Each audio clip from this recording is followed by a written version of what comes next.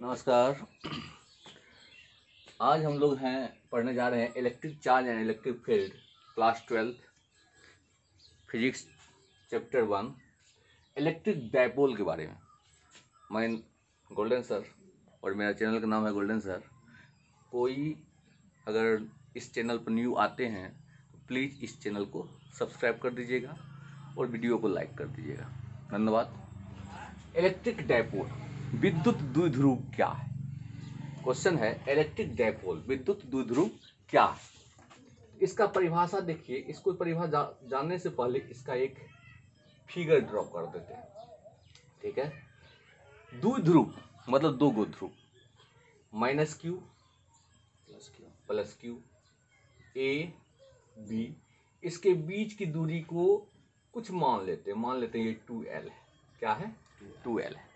तो विद्युत द्विध्रुव का परिभाषा क्या है? जब समान परिमाण परंतु विपरीत प्रकृति का दो बिंदु आवेश एक दूसरे से कुछ दूरी पर स्थित रहता है, ऐसे निकाय को हम लोग विद्युत द्विध्रुव कहते हैं। ठीक है। जब दो बिंदु आवेश एक दूसरे से कुछ दूरी पर स्थित रहता है, जब दो बिंदु आवेश एक दूसरे से कुछ दूरी पर स्थित रहता है, ऐसे निकाय को हम विद्युत द्विध्रुव कहते हैं। चित्र में ए बी जो है एक विद्युत द्विध्रुव है। ठीक है। इसको लिखना है, सुनना है। विद्युत द्विध्रुव क्या है? जब समान परिमाण समान है क्यू क्यू, लेकिन प्रकृति क्या है? विपरीत है। एक प्लस है दूसरा माइनस है। जब समान परिमाण परंतु विपरीत प्रकृति का दो बिंदु आवेश है, एक दूसरे से कुछ दूरी पर स्थित रहता है, ऐसे निकाय को हम लोग क्या कहते हैं? विद्युत द्विध्रुव कहते हैं। ऐसे निकाय क्या कहते हैं? विद्युत द्विध्रुव कहते हैं। ठीक है। विद्युत द्विध्रुव किसे कहते हैं? जब समान परिमाण परंतु विपरीत प्रकृति के दो बिंदु आवेश एक दूसरे से कुछ दूरी पर स्थित रहता है, तो ऐसे निकाय को हम लोग क्या कहते हैं? विद्युत द्विध्रुव कहते हैं। जैसे H2O एग्जाम्पल जो है, एग्जाम्पल में H2O, ठीक है, HCl, ये सब क्या है? विद्युत द्विध्रुव का उदाहरण है।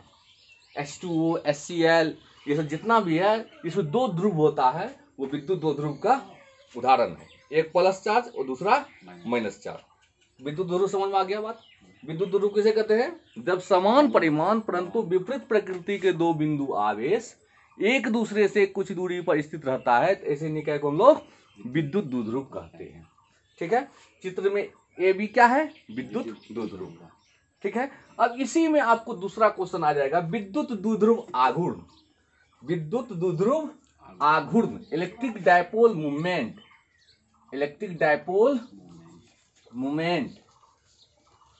दूसरा क्वेश्चन क्या है? Electric dipole movement. Electric dipole movement, विद्युत द्विध्रुव आघूर्ण। विद्युत द्विध्रुव आघूर्ण, इलेक्ट्रिक डायपोल मूवमेंट। ठीक है। बहुत ही सिंपल परिभाषा है। विद्युत द्विध्रुव के किसी एक आवेश और द्विध्रुव के लंबाई के गुणनफल को विद्युत द्विध्रुव आघूर्ण कहते हैं। ठीक है।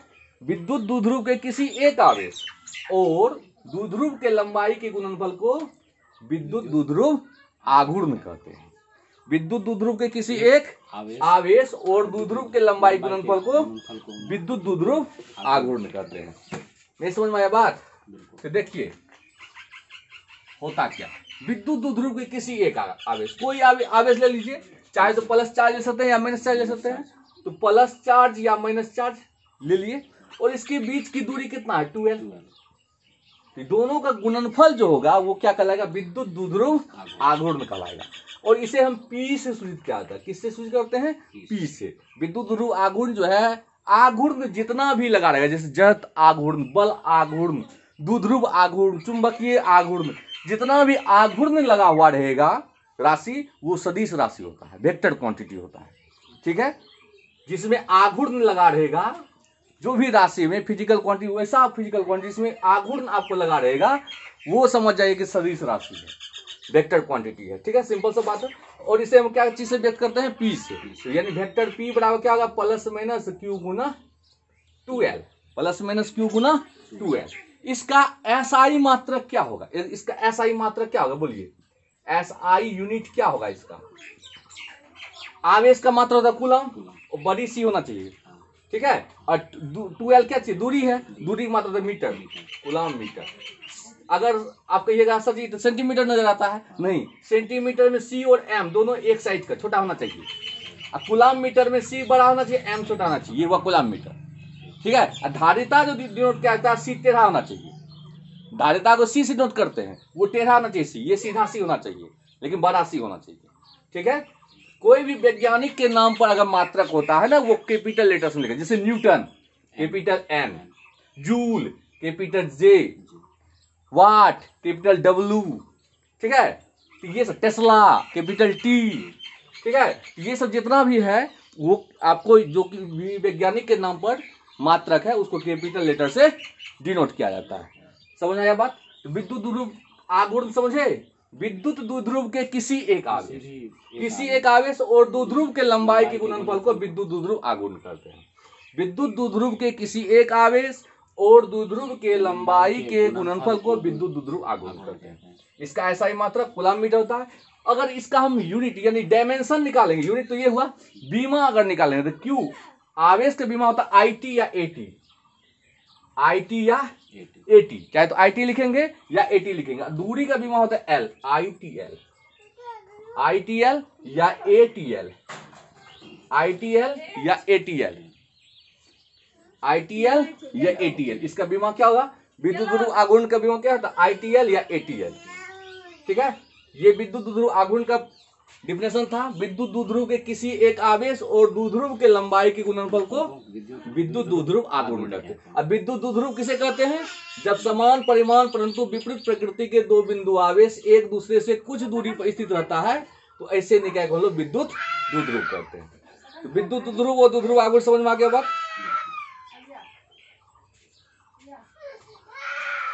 याद है इसको, बहुत बड़ा होगा लेकिन अत्यंत भारी।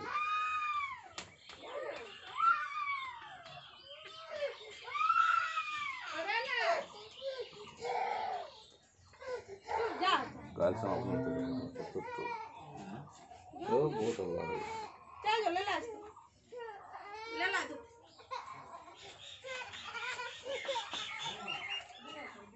इस पर एक एग्जाम्पल देते हैं।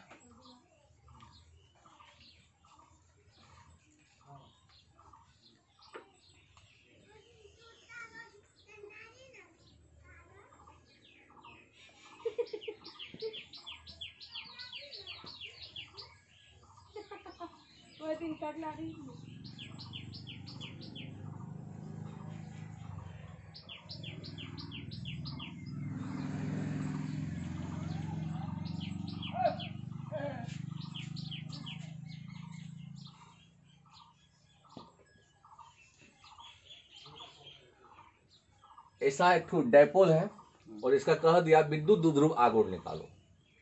ठीक है, जिसके बीच की दूरी है 0.1 मीटर, हमको निकालना है विद्युत द्विध्रुव आघूर्ण। क्योंकि P बराबर फॉर्मूला आता है Q गुना 2L, Q गुना 2L। क्वेश्चन ऐसा है, एक ध्रुव पर -1.6 गुना 10⁻⁻19 कूलम है, दूसरा ध्रुव पर 1.6 गुना 10⁻⁻19 कूलम है, और इसके बीच की दूरी है 0.1 मीटर। हमको निकालना है विद्युत द्विध्रुव आघूर्ण यानी P निकालना है। क्योंकि P का फॉर्मूला था Q गुना 2L। कोई एक आवेश ले लीजिए, कोई एक आवेश ले लेते हैं, कोई एक आवेश ले लीजिए 1.6 गुना 10⁻⁻19 गुना 2L। तो 2L ये दूरी 2L कहलाता है। बहुत बच्चा इसको 2 से गुना करता, नहीं 2L मतलब 0.1, 0.1 से इसको गुना करेंगे तो हो जाएगा 0.16 गुना 10⁻⁻19 कूलम मीटर, 0.16 गुना 10⁻⁻19 कूलम मीटर। इसको इससे मल्टीप्लाई कीजिए, 0.16 गुना 10⁻⁻19 कूलम मीटर। ठीक है, या इसको ऐसे भी लिख सकते हैं 1.6 गुना 10 के पावर माइनस 20 कूलम मीटर। 1.6 गुना 10 के पावर माइनस 20 कूलम मीटर। तो विद्युत द्विध्रुव आघूर्ण क्लियर हो गया। इस पर एक और सवाल दे देते हैं। मान लीजिए यहाँ पर आपको 3.2 गुना 10 के पावर माइनस 19 कूलम है, लेकिन ध्यान रहे आवेश दोनों समान होना चाहिए, प्रकृति विपरीत होना चाहिए। ऐसा नहीं यहाँ पर ये है, यहाँ पर ये है, द्विध्रुव आघूर्ण निकालना है, ऐसा नहीं हो सकता है। आवेश समान और प्रकृति विपरीत होगा तभी निकलेगा। एक पॉजिटिव और एक नेगेटिव होना चाहिए। और मान लीजिए इसके बीच का दूरी मान लीजिए 0.2 मीटर देते, ठीक है। अब अगर हम इसको निकालना है तो P का फॉर्मूला क्या था, P बराबर Q गुना 2L होता है ना। वेक्टर P भी दे सकते हैं, बनाने में वैल्यू निकलता है इसीलिए यहाँ वेक्टर नहीं दिया गया। मैग्नीट्यूड निकलता है, मान निकलता है इसीलिए नहीं दिया गया। परिमाण निकलता है तो हम नहीं देंगे, ठीक है। तो P बराबर, ये तो सूत्र होता है ना, Q गुना 2L, ठीक है, सूत्र होता है। तो Q कितना है 3.2 इंटू 10⁻⁻19 गुना 2L में 0.2 मीटर। सदैव दिमाग में रखिएगा कि दूरी जो है SI सिस्टम में रहेगा तभी तो बनाना, SI सिस्टम में नहीं रहेगा तो उसको बदलना पड़ेगा, ठीक है। इसको ऐसे गुना कीजिए 32 गुना 64, 0.64 गुना 10 का पावर माइनस 19 कूलम मीटर, ठीक है। समझ में आया बात। विद्युत द्विध्रुव आघूर्ण का आज कहानी खत्म हुआ। विद्युत द्विध्रुव आघूर्ण कहते किसे, फिर रिपीट कर देते हैं। विद्युत द्विध्रुव के किसी एक आवेश कोई एक आवेश और उसके लंबाई के गुणनफल को विद्युत द्विध्रुव आघूर्ण कहते हैं। यह एक सदिश राशि है। अब विद्युत द्विध्रुव किसे कहते हैं, तो जब समान परिमाण परंतु विपरीत प्रकृति के दो बिंदु आवेश एक दूसरे से कुछ दूरी पर स्थित रहता है, ऐसे निकाय को हम लोग विद्युत द्विध्रुव कहते हैं, ठीक है। तो आज हम लोग का क्लास इतना है। धन्यवाद। जय हिंद।